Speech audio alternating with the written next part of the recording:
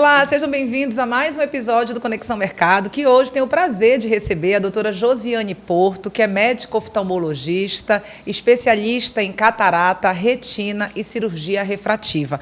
A doutora tem se dedicado a essa especialidade há mais de 10 anos e sempre procura se atualizar e trazer o que há de melhor na oftalmologia para os seus pacientes e recentemente inaugurou uma clínica Unic Oftalmologia. Seja bem-vinda, doutora. Obrigada, Mel.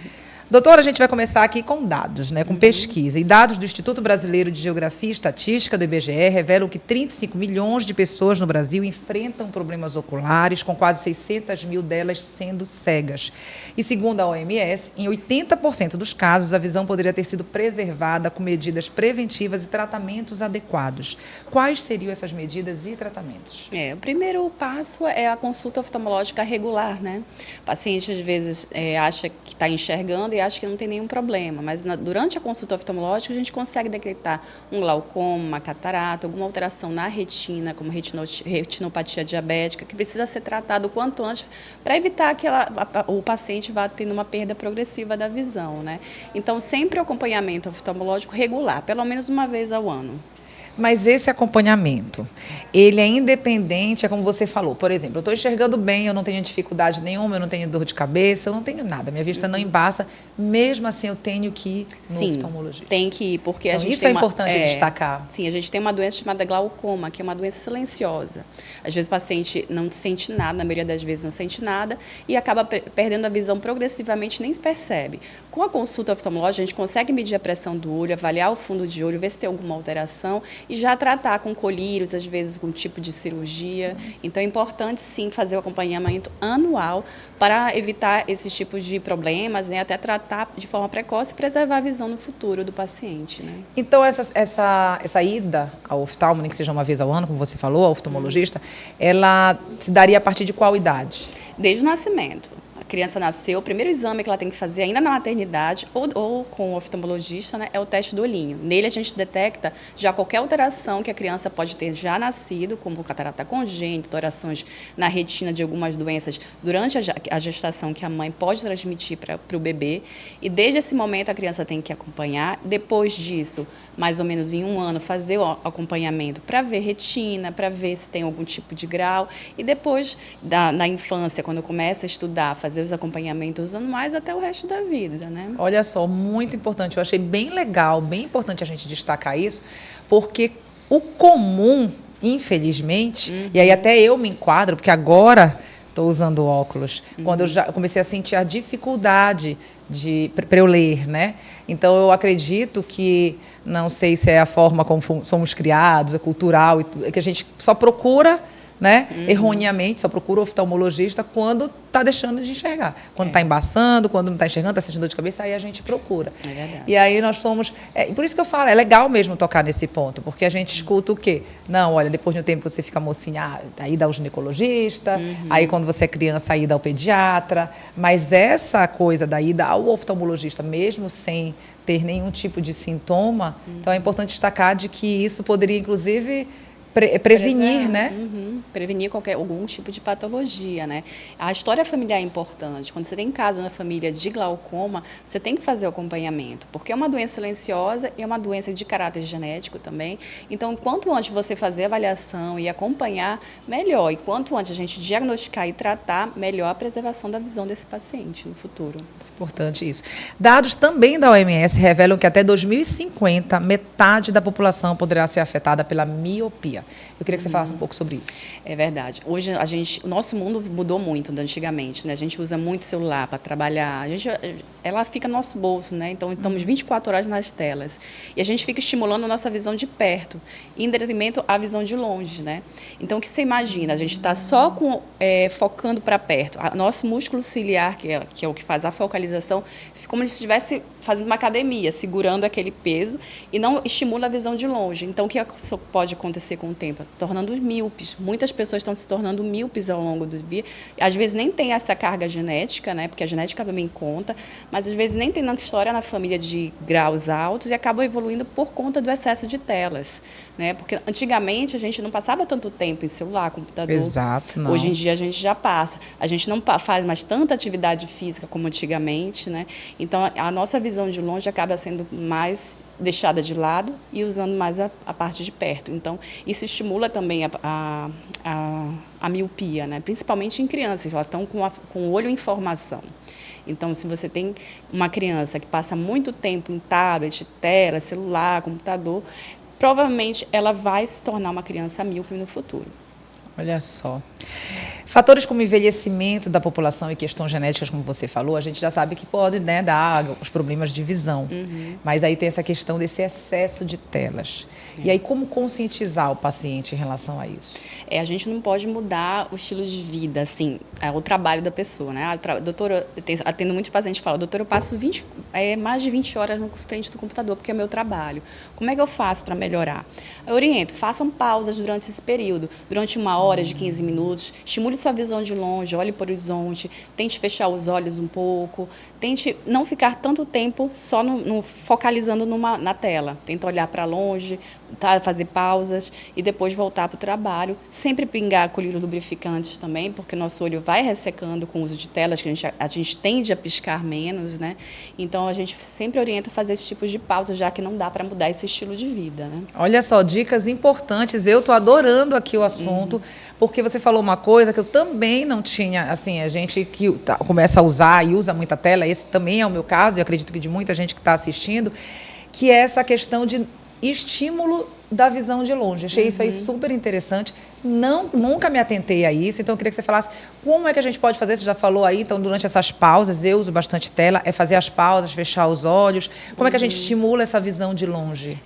Tentar olhar para o horizonte, abrir uma janela, se estiver no escritório, tentar olhar para longe, não ficar tanto com a visão de perto, porque nosso músculo de focalização, ele é um músculo, né? Um músculo ciliar. Então, ele vai focando, se você deixar ele só engessado para perto, com o tempo você vai sentindo aquele cansaço, aquela fadiga. Então, estimular a visão de longe também, olhar para o horizonte. Abrir uma janela, não olhar a televisão de longe, mas tentar olhar para o horizonte, olhar para o céu, mas que faça com que você saia um pouquinho da telas, né? Nossa, bem interessante isso. Você falou do uso do colírio. Esse colírio, qualquer pessoa pode usar aquele colírio de, como é que chama? Geralmente lubrificante. Lubrificante. O importante é que seja avaliado com o oftalmologista, ele te passar o colírio correto para você, né? Não se automedicar. A gente tem essa cultura de se automedicar, né? Pegar qualquer colírio na farmácia, mas sempre com orientação médica. Lubrificantes mesmo, Carmelose, que a gente pode pingar durante o dia, quando estiver muito na tela do computador, porque a gente tende a piscar menos quando está no computador, né? E resseca, e você vai sentir no final do dia um cansaço, uma fadiga ocular, que é muito comum, né? Doutora, a gente ouve muito falar da cirurgia de catarata, muito. Ela ainda é a cirurgia que tem a maior demanda. Por que ela está tanto aí na boca do povo, da imprensa? Por que a gente fala-se tanto na cirurgia de catarata? Porque assim, a catarata é uma doença que é uma patologia do idoso, né? A gente está envelhecendo, nossa população está ficando mais velha. Então, ela vai começando a afetar a nossa visão lentamente, geralmente a partir dos 60 anos. Não tem como prevenir. Não tem como prevenir, é do envelhecimento. Eu costumo associar para os meus pacientes, falar que é igual cabelo branco, uma hora vai aparecer.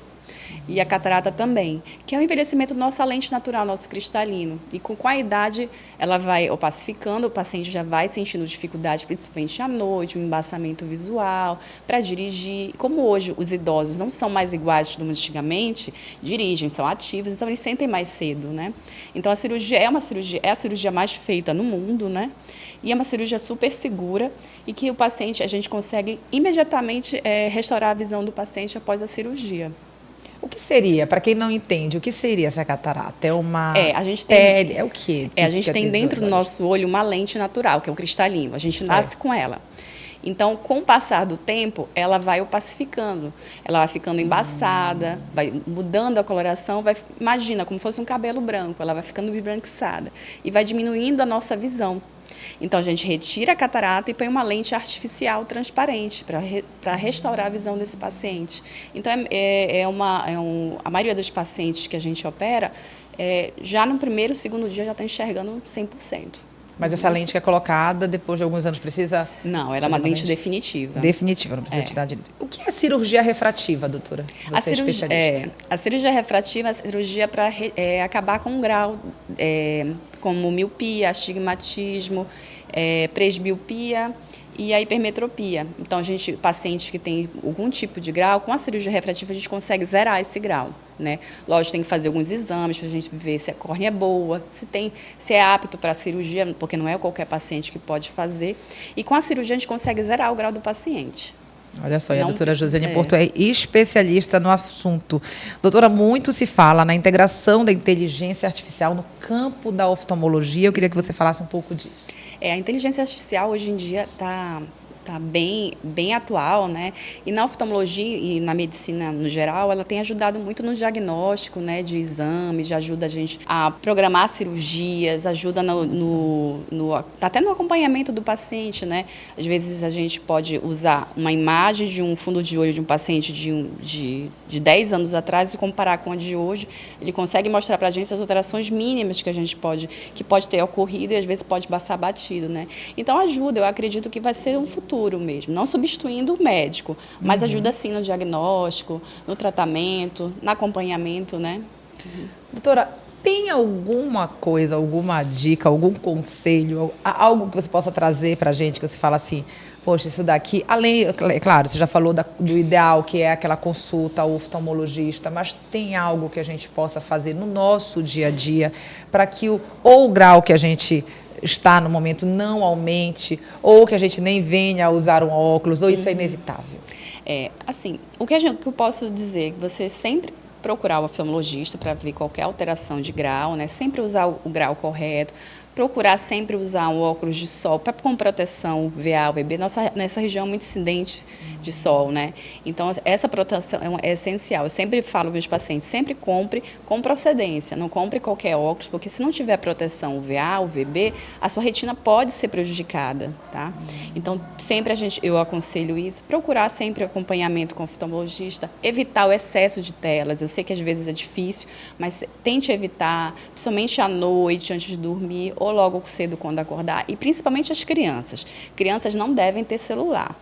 Eu fico triste quando eu vejo que entra no consultório a criança já com o celular na mão, né? Eu oriento, a formação da criança, o olho da criança ainda ela está em formação, então evite ao máximo que essa criança fique em excesso de tela, tanto para a visão quanto para o cognitivo, né? Sim, importante isso. O protagonismo das médicas tem se estendido ao mundo digital, a gente vê. Enquanto consumidora de conteúdo, eu fico realmente muito feliz, porque eu acredito que esse protagonismo vou falar das médicas, porque eu estou aqui com uma doutora, mas de modo geral, assim, de ver tantos profissionais da medicina dentro do mundo digital, nós, enquanto consumidores de conteúdos e que precisamos de conteúdos responsáveis, eu fico cada vez mais, assim, eu fico muito feliz de ver cada vez mais médicos e médicas ali dentro do mundo digital. Como você lida com isso? Você é atuante nas redes sociais, de trazer informação, gerar conteúdo de valor? Eu acho que a internet aproxima a gente, né, das pessoas, né? E às vezes quem não tem uma condição de pagar uma consulta, ir no médico, às vezes precisa tirar alguma dúvida, né? A gente está aqui para informar, para passar a informação correta, desmistificar muita coisa. Então, eu acredito que a rede social ajuda, sim, nessa parte da saúde, a levar informação e prevenção. Às vezes o paciente, uma pessoa leiga acha que a catarata não tem jeito, o glaucoma não tem jeito, e às vezes a gente, passando a informação correta, não, você tratando, você não vai ficar cega. Se você operar, você não vai ficar cega. Então, a informação é importante, com responsabilidade, né? E passar a informação correta para o paciente. Exato. Né? E informação, buscar, principalmente no que tange à saúde, buscar através dos profissionais da medicina, através dos médicos. Doutora, fala um pouquinho aí da Unic Oftalmologia. A Unic era um sonho, né, meu de muitos anos e aí, esse ano a gente conseguiu realizar, sou eu e uma sócia, a gente queria um lugar assim aconchegante, que a gente pudesse atender com calma nossos pacientes, trazendo de melhor de tecnologia para eles, né? Então, foi um sonho que a gente conseguiu realizar com muita batalha e estamos agora trilhando essa jornada, né? E eu estou muito feliz com a conquista. E fica onde? Bora convidar, bora mostrar para nossa audiência. Onde fica? É Unic ou Unic? Unic. Unic Oftalmologia. Isso. Onde fica? Qual Fica o em Instagram? Ananindeua, no prédio Next Office, ali na BR, próximo ao Shopping Castanheira. Primeiro andar, Torre 1. E as redes sociais é o Nick Oftalmologia, tudo com underline oftalmologia, né? E o meu Instagram é doutora Josiane Porto Oftalmo. A clínica recém-inaugurada? Recém-inaugurada, tem 3 meses. 3 meses em Ananindeua, na BR. Na BR 316, no edifício Next Office. Muito bem. E chegando lá, é só oftalmologia, só consulta? Consulta, exames, a gente faz lá. Faz os exames lá também. Doutora, muito obrigada. Eu te agradeço muito. Se você quiser deixar alguma outra consideração que você acha importante para quem está assistindo. Eu vejo, assim, através das pesquisas que a gente acompanha muito, o mercado da oftalmologia é um mercado que anda numa crescente exponencial. A gente sabe onde isso está começando, é como a gente falou aqui por diversas vezes, é nesse uso excessivo de telas. Cada vez que crianças já estão usando telas, a gente sabe que vão ser mais crianças precisando de óculos mais cedo, precisando ir no oftalmologista, né? E aí é por isso que a gente que o mercado da oftalmologia está nessa crescente aí de forma exponencial. Você quer deixar mais alguma consideração? Eu te agradeço muito, foram informações esclarecedoras aqui para a gente. Volte sempre. Eu queria agradecer, né, pela oportunidade e falar que isso é sempre importante, né, cuidar da sua saúde ocular. Às vezes a gente acha que não está sentindo nada, mas vá em consulta, faça uma avaliação, né, porque os nossos olhos são essenciais. Sem ele a gente não consegue fazer nada. Né? Nossa, com certeza. Muito obrigada, viu, doutora? E para você que nos acompanhou, muito obrigada e até a próxima.